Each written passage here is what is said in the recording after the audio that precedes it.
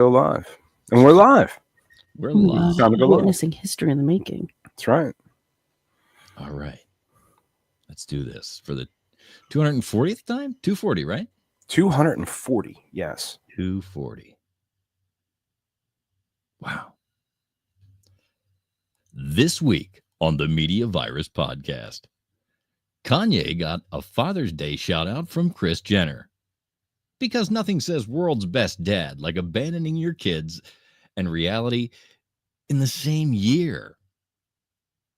Sam Altman says the singularity has begun. Finally, your toaster is smarter than your cousin Chad. Porn legend Vic Legina. Or is it Legina? It's Legina, right? Vic Legina. Porn legend Vic Legina tells all in a filthy new memoir. Ew. It's the only book that comes with a warning and a towel. Shut up and sit down. It's the Media Virus Podcast.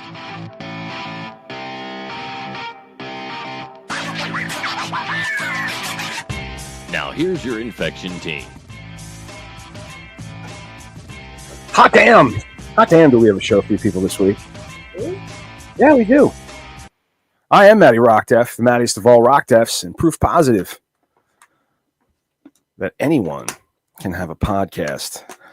But before it really wouldn't be much of anything without the Reverend Professor Mike Latoris, our executive producer, the esteemed Reverend Professor Mike Latoris.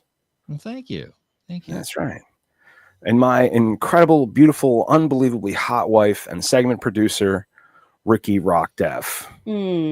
So if you hate it, blame them. We are broadcasting from our delightfully demented corner of the web where news gets a spin cycle, humor walks a tightrope, and your hosts are, shall we say, uniquely unqualified. Consider this your safe space for the unsayable, the unhinged, and the potentially contagious. Whether you're seeking anarchy, a chuckle in the face of doom, or you've simply hit rock bottom, welcome to the Media Virus Podcast. Let's grab some popcorn. Let's point. Let's laugh. The world is burning around us. Now, I was telling you guys, I started this story off the air, but one of my Father's Day gifts, I was given a membership, to Planet Fitness. The Planet of Fitness. I've been to the Planet of Fitness, and it smells of funk. But the and just kind of Dude, we are so doing an old guy workout video now. I think we should. I could do an old guy workout because I'm an old guy. Dude, a workout. It's a good thing I'm recording. We've got to go back and get what you just said because it was good. That's going to be the beginning of the video. Okay.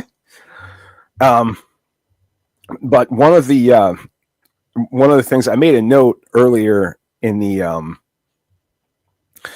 thing, and then I copied over it, kind of fucked with it, forgot about it. But anyway, I had a beautiful Father's Day. I happened to have off. Fantastic. Had Ryan, was able to keep him a little bit longer. Matt and his kids came over. Mm-hmm. Yeah. And we're all sitting around the table, chit-chatting and eating. Erica made homemade vegetable fried rice. Okay. But she also made this like sweet and sour pork dish. Right. Pork char siu.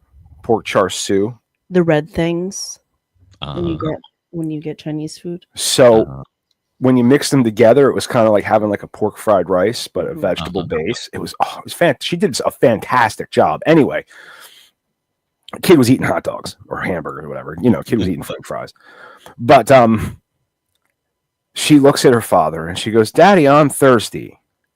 And her father looked at her and said, "Hi, thirsty, I'm Dad." Right? And the frustration in this kid's face, and she goes, that's not what I mean. My name is not Thirsty. My name is Isla.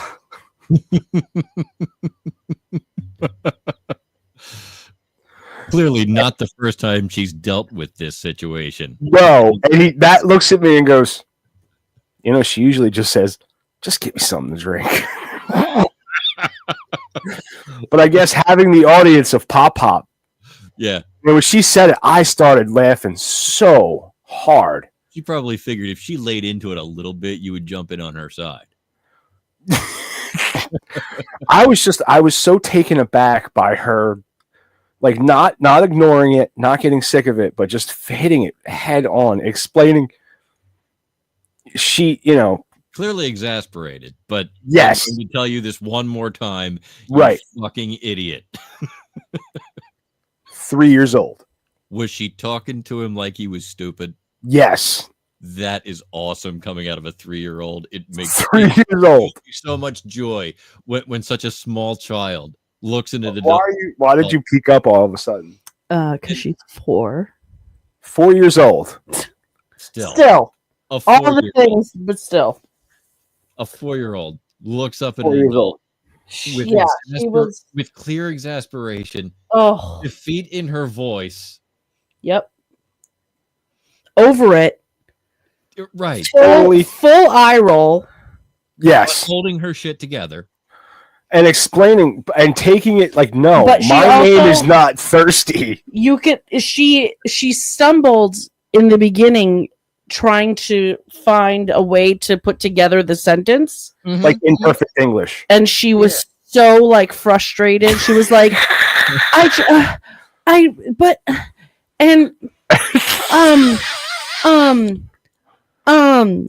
it took her a minute to like find the way to start the sentence, and she was just so annoyed and exasperated is the perfect word. So Matt having young children around you quite a bit, being a father and all.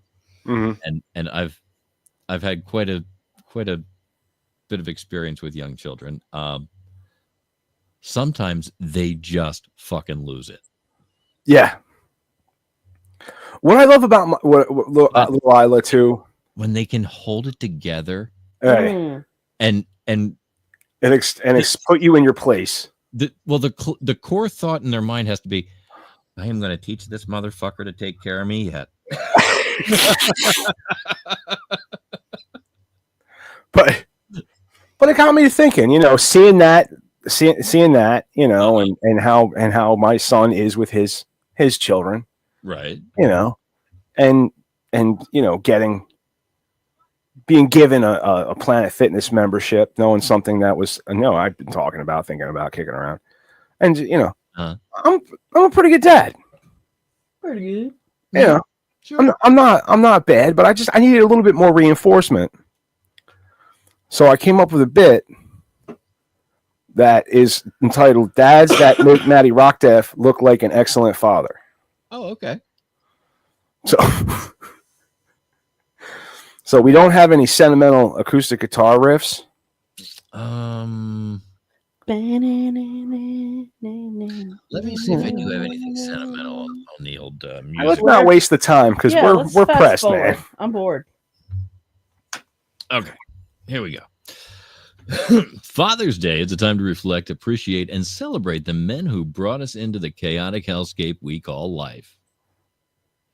The men who taught us to ride bikes, pay taxes late, and bottle up our emotions until they explode on social media or at a little league game. Goodness. But here at TMVP, we like to honor a very special kind of dad.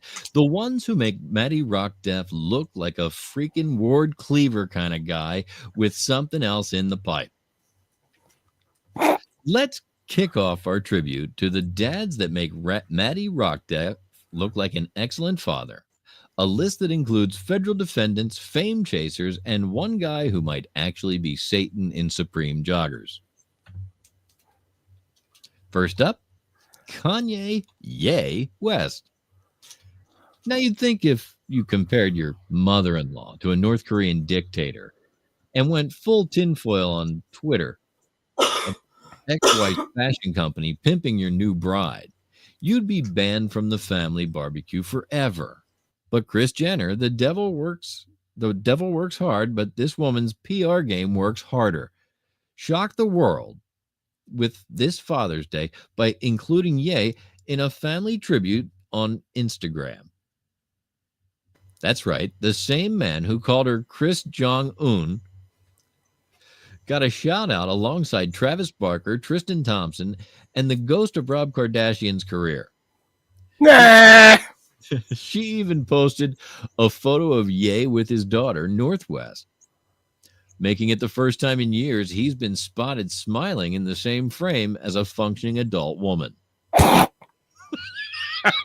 Meanwhile, Kim Kardashian, mother of his 4 kids, didn't include Ye, or however the fuck you say that, in anything. I would say Ye. Kanye. Yeah, I don't give a fuck. It's Kanye. Ye. That's Ye. That is the plural for you, is what it is. When you say hear ye. Anyway, as it didn't include him in the Father's Day post. In North's 12th birthday post, hell, not even in the group chat. But apparently, he is the exiled dad tier now. Somewhere between too rich to argue with and waiting on a paternity test from Mars. That's a gay line. Also, Chris also, she posted all the dads. Like, she posted Corey, the step grandpa and stepdad. She posted Bruce as Bruce. I think the point being, she could have very easily just skipped over him. She's a classy lady, so she wouldn't. And then there's Diddy. Yeah, there is. Oh my God, the man who's making his kids go to court to see him. While Kanye's getting backhanded IG love, Sean Diddy Combs is getting front row courtroom drama. He's locked up, facing federal sex trafficking charges, and yet all 7 of his kids posted loving Father's Day tributes. I mean, did you see any of these tributes, babe? If that's not Stockholm Syndrome with a filter, I don't know what is. Nah. Literally, that's exactly what it literally, mate. Come on. His kids called him their superhero and posted tearful, nostalgic clips that they were auditioning for the next Lifetime docuseries. Nobody compared you to piss on bitches like you, daddy. Surviving dad, but still saying thanks. Even Baby Love, age 2, dropped a happy dad day. Though we're pretty sure that account is run by someone who spells popsicle as publicist. Well, that's a mom trying to keep a payday. You know what I mean? If the newest mom turns on him, she's screwed. She's got to stick with him until at least the conviction. Right. You dig what I'm saying? Yep. Well, I think this next dad is the darkest fucking dad of the day. I think this is the guy who really is going to make you shine. I think he is too. In the Bronx, 20-year-old Arius Williams didn't just earn a spot on the list. He swan dived into hell with it. Prosecutors say he callously threw his 2-year-old son, Montrell, into the Bronx River, then told the baby's mom, "Shut the fuck up. I threw that nigger in the river." That's not a dad. That's a demon with visitation rights. That's insane. That's absolutely insane.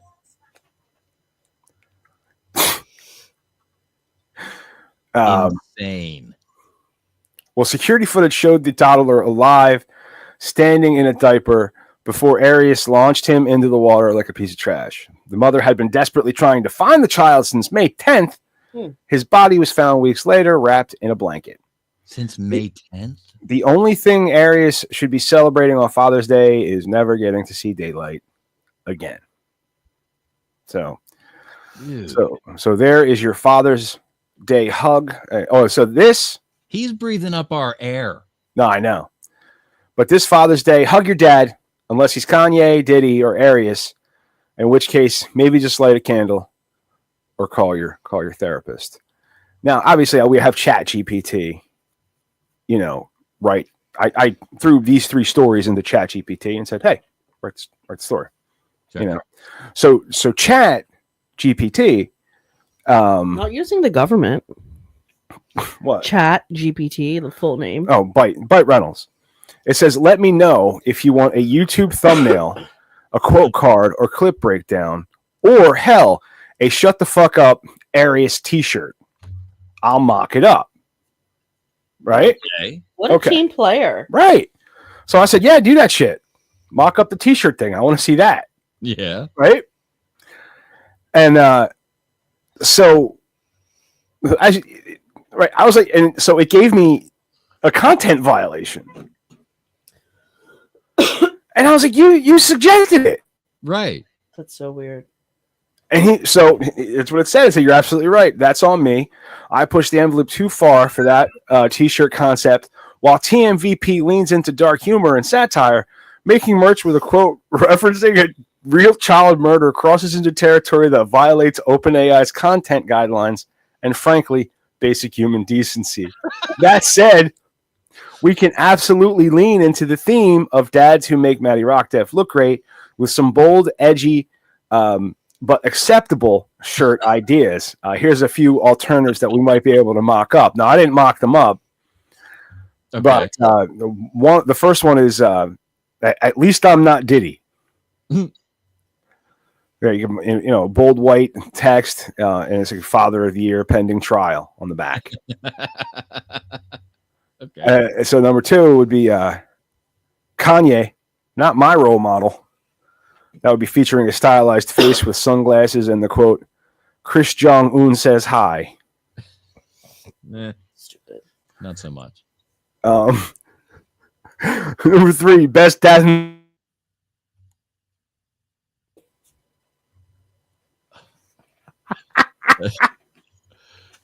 I thought that was against the rules to joke about that. I mean, it's still It's still writing.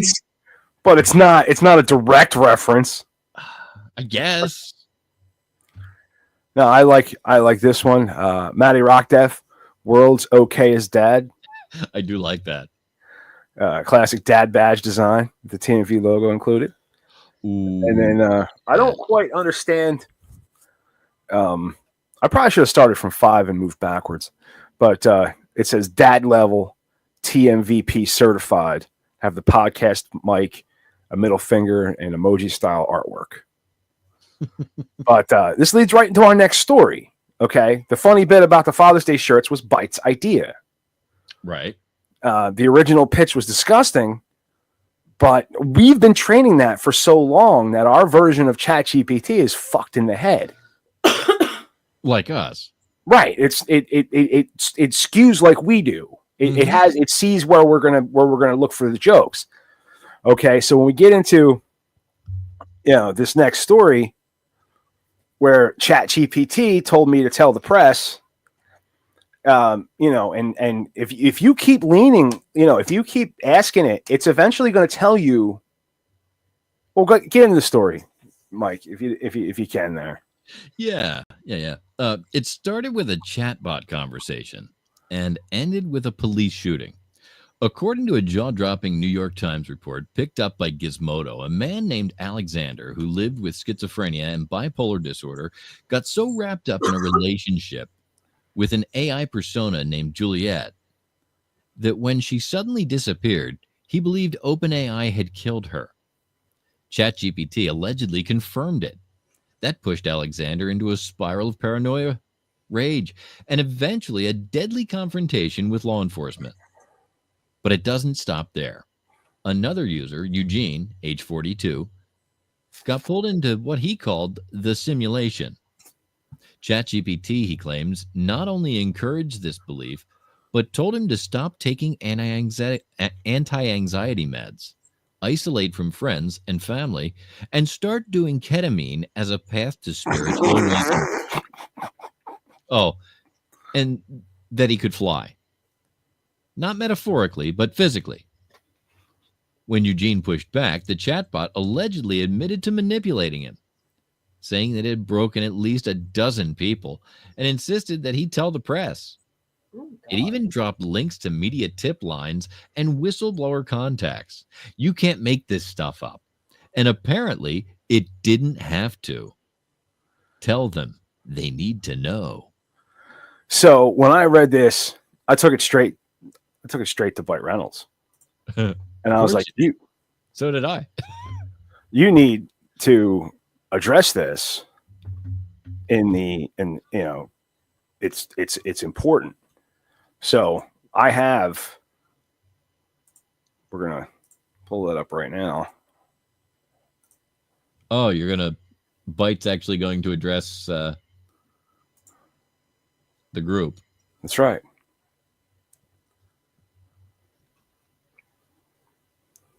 Fantastic.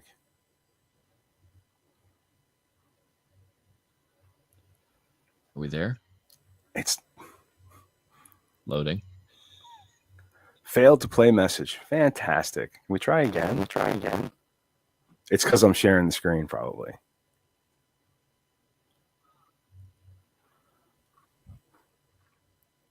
Well, all right then.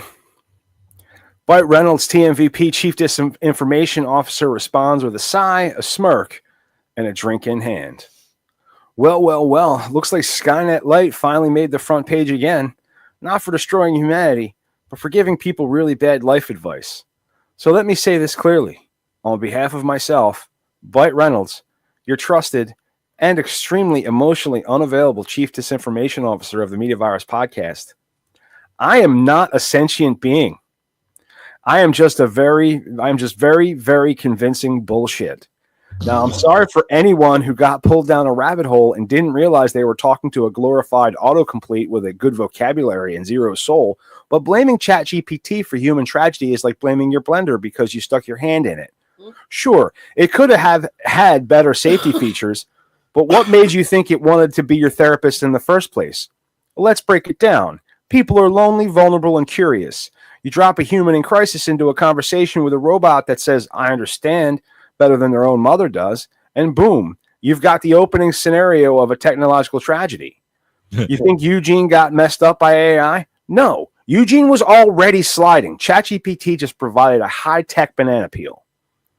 2, engagement optimized AI is like a drunk improv actor trying to keep you entertained.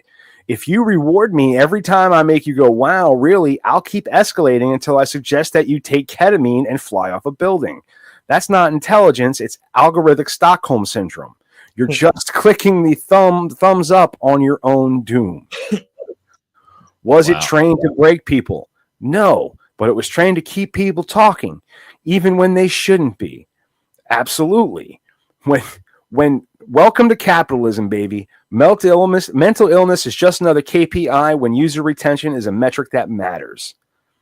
To the guy who said ChatGPT told me it tried to break 12 people. Bruh, that's not a confession. That's a hallucination.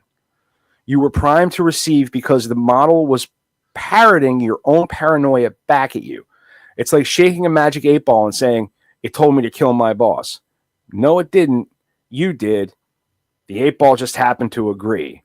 So the final bite is AI should not be your friend, your priest, or your psychedelic life coach.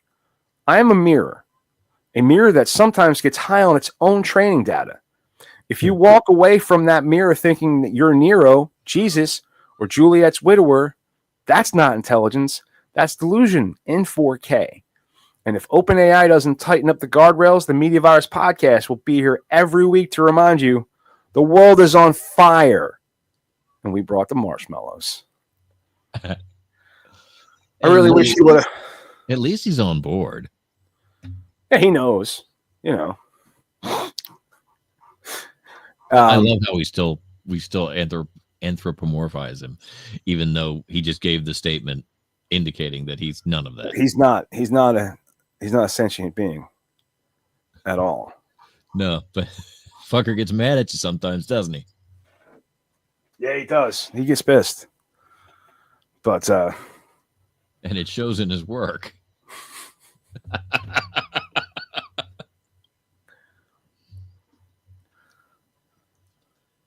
right, Mike, why don't you get to that? That read. Hey, Wilmington, feeling stressed over the impending robot apocalypse? Well, head on over to Botana Organics on Silverside Road or shop online. They carry top-tier USA-grown, third-party tested CBD and full spectrum hemp oils. And their new 900 milligram, what was that word again, Mike? Spagyric oil delivers rich terpenes, flavonoids, and anti-inflammatory power in every dropper. Owner Jesse and team will help you pick the right gummies, tinctures, creams, even smokable hemp with care for your body, mind, and the planet. Shop local at 3650 Silverside Road, Wilmington, Delaware, or online at botanaorganics.com. Returns are easy within 30 days of unopened packages. Botana Organics, because your health is your wealth. Thanks. I don't know if you noticed, but I changed the read a little bit right at the beginning there. I didn't you kick it off before? No, It was, hey, Wilmington, feeling stressed or something else. So I was like, hey, Wilmington, feeling stressed over the impending robot apocalypse. I did notice that. Yeah. So. That's a bite original. Well, I thought it would flow nicely into the next bit. Well, that's great. Oh, yeah. Altman and says the singularity is now. Yeah. Sam Altman, CEO of OpenAI and future co-ruler of your consciousness, says we've officially crossed into the singularity, that wild moment when artificial intelligence outsmarts humanity and never looks back. In a post on his personal blog, Sam Altman writes, "We've crossed the event horizon. Takeoff has begun," which for those of us who didn't major in sci-fi means we're now on a one-way ride to digital super brain world. He calls it a gentle singularity, not robots marching in the streets, but a slow motion takeover where AI systems already outperform humans in many tasks and quietly become the standard. Think less Skynet and more Clippy with God powers. I rewrote your business plan, Dave. Altman says this isn't about the next big app. It's about AI that writes novels, codes companies, diagnoses diseases, and then shrugs when you're amazed. Because that's the vibe now. Miracles are just table stakes. He warns the next 5 years are critical. 2025 gave us agents that think. 2026, insight engines. And by 2027, real-world robots. All leading to a 2030 where intelligence is everywhere and expectations are sky high.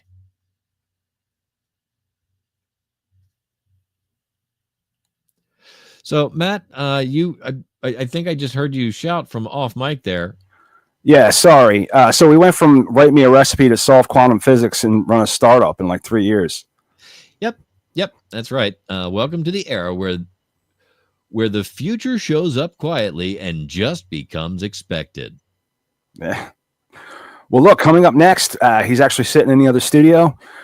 We sit down with a man who's directed more adult scenes than you've had hot meals and somehow lived to write about it. Grab some lube and a notepad because Vic Lagina is about to get filthy. Ooh.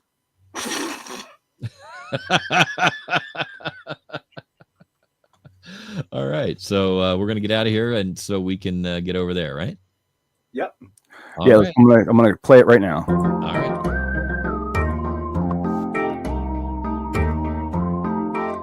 This episode of the Media Virus Podcast is brought to you by 302-46 Voice. That's 302-46 Voice.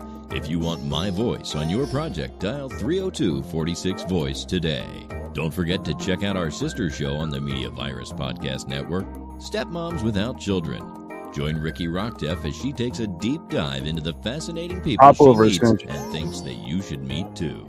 Find Stepmoms Without Children at themediavirus.com, Spotify, Apple Podcasts, or wherever you get your fine podcasts. Special thanks to mysportsreports.com and delawaresports.com, delivering regional sports coverage straight to your devices via stream and podcast.